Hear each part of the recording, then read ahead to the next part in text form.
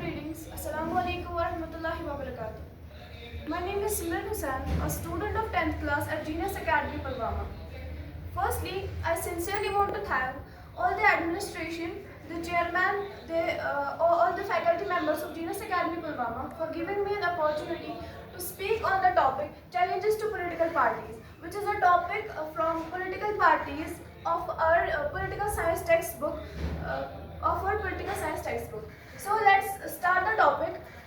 Firstly, let's understand what are the challenges to political parties.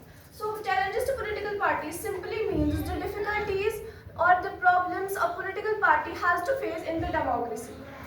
First challenge a political party has to face in democracy is lack of internal democracy, which means many political parties are dominated by a few leaders.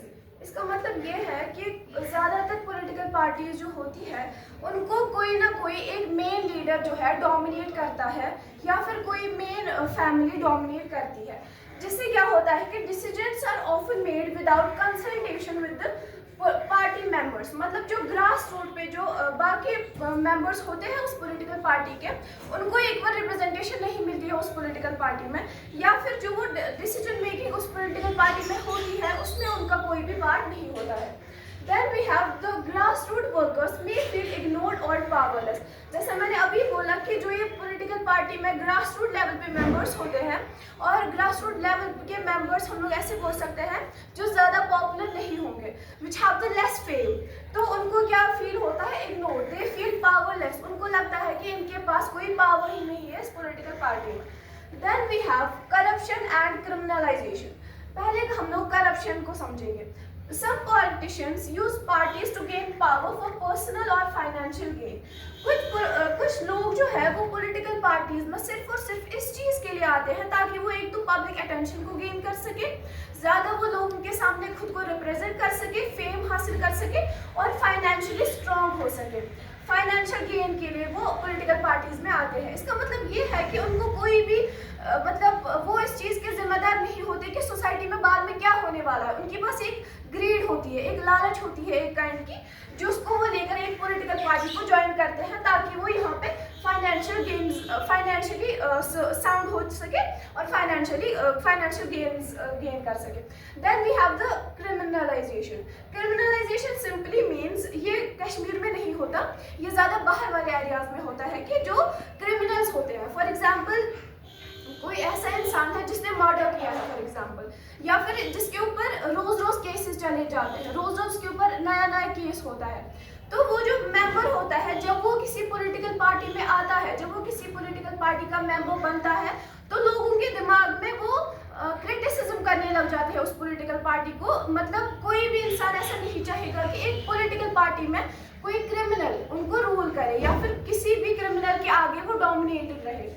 तो यहाँ पर ये भी एक challenge है जो एक political party को फेस करना पड़ता है, और इससे क्या होता है कि जो वो पॉलिटिकल पार्टी है वो उसका जो ट्रस्ट होता है या फिर इमेज होती है जो सोसाइटी में उन्होंने बनाई होती है, अपने आइडियाज, अपने मैनिफेस्टोज और अपनी पॉलिसीज को लोगों के सामने रख के, तो वो बिल्कुल भी खराब हो जाती है। Then we have money and muscle power. Money and muscle power का मतलब ये है कि अभी इलेक्शंस करने हैं किसी भी पॉलिटिकल पार्टी को, कैंडिडेट्स वगैरह मिल गए, उनको अलग अलग कॉन्स्टिट्यूएंसीज मिल गई कि कौन सी कॉन्स्टिट्यूएंसी में अब कब इलेक्शन करेंगे, क्या करना है, कैसे नहीं करना है।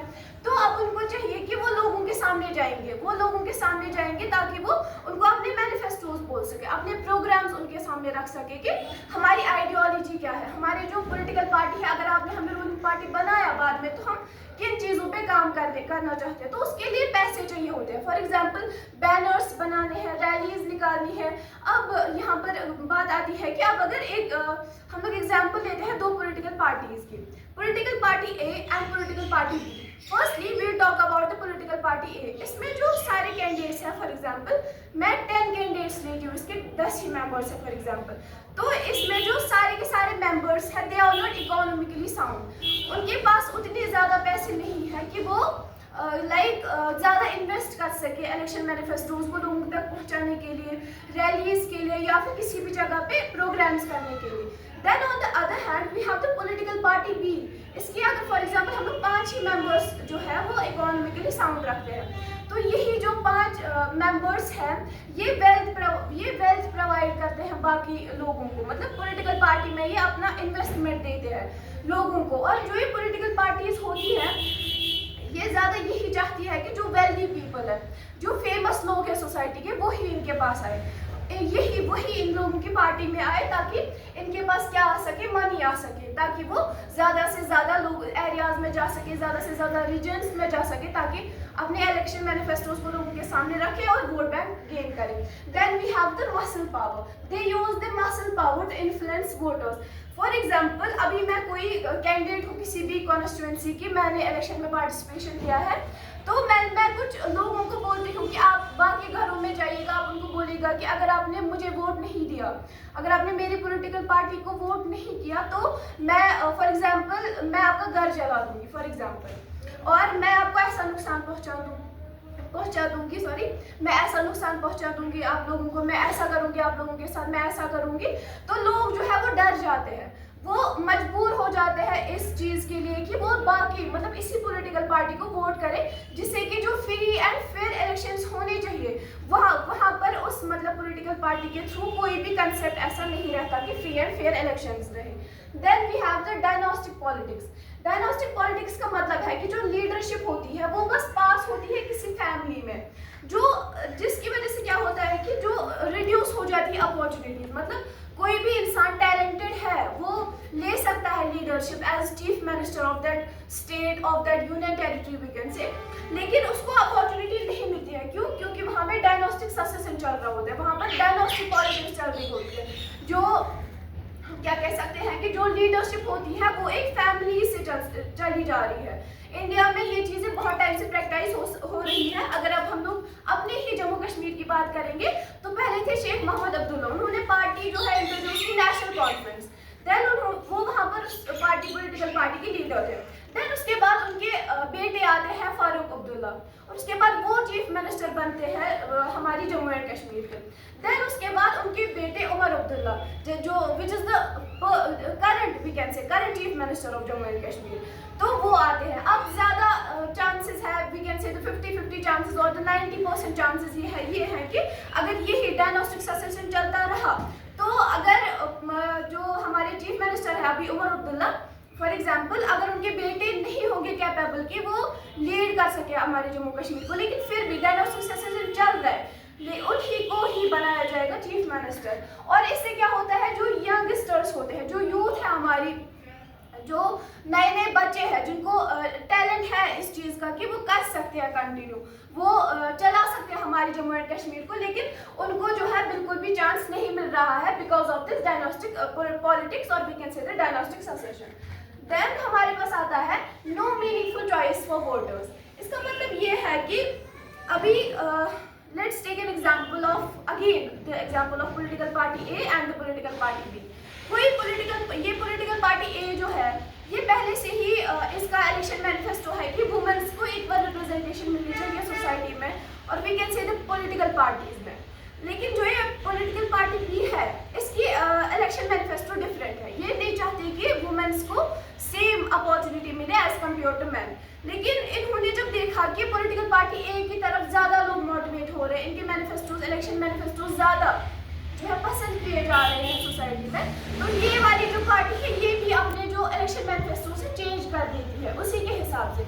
ये भी वही कहते हैं कि जो ये वाली पॉलिटिकल पार्टी कहती है। अब लोगों के दिमाग में आइडियोलॉजिकल कंफ्यूजन्स क्रिएट हो जाते हैं कि अब हम लोग किसको वोट करें। अब लोग बोलते हैं कि सोचते हैं इन चीज़ों के बारे में, अगर मैंने पॉलिटिकल पार्टी ए को वोट किया कि पहले से बोल रहे हैं कि वुमेन्स को इक्वल रिप्रेजेंटेशन मिलनी चाहिए, लेकिन अगर क्या हुआ कि बाद में इन्होंने अपनी बात ही बदल दी, बाद में इन्होंने बोला कि नहीं ऐसा कुछ भी नहीं होने वाला है, हम लोग नहीं करेंगे ऐसा। या फिर अगर इन्होंने पॉलिटिकल पार्टी बी को वोट किया तो वो बाद में इनको बोलेंगे कि नहीं हम लोग भी नहीं करते, हम लोग भी नहीं बोलते, हम लोग पहले से ही बोलते थे। तो इससे क्या होता है कि लोगों में जो है आइडियोलॉजिकल कंफ्यूजन्स होते हैं और सारी की सारी पॉलिटिकल पार्टीज जो है वो एक ही काइंड की प्रॉमिसेस बनाती है, वो एक ही काइंड के मैनिफेस्टोज उनके पास होती है। दिस इज द रीजन जो लोग हैं वो नहीं कर पाते हैं सिलेक्ट पॉलिटिकल पार्टीज के बीच में कि कौन सी political party is gonna be best for them और कौन सी पॉलिटिकल पार्टी वर्स्ट होने वाली है जब वो लीडरशिप में आएगी। So this was all about this topic. I hope आप लोगों ने बहुत ज़्यादा कुछ गेन किया होगा। अपॉर्चुनिटी मिली कि मैं कुछ बात कर सकूँ, so I will be ready for that. And once again, I'm thanking the Genius Academy Pulwama and the administration and the chairman, mostly the Gulzar sir of the Genius Academy Pulwama, for giving me an opportunity कि मैं यहाँ पर अपनी बात कर सकूँ. और बाद में भी अगर if you guys are interested to create a platform है, तो यहाँ पर एक प्लेटफॉर्म ऑलरेडी क्रिएटेड है, आप लोग यहाँ पे आ सकते हो. You guys can join us. और जैसे मैं अभी यहाँ पर आपके सामने बात कर रही हूँ, आप लोगों को भी अपॉर्चुनिटी मिलेगी to speak here. And thank you so much.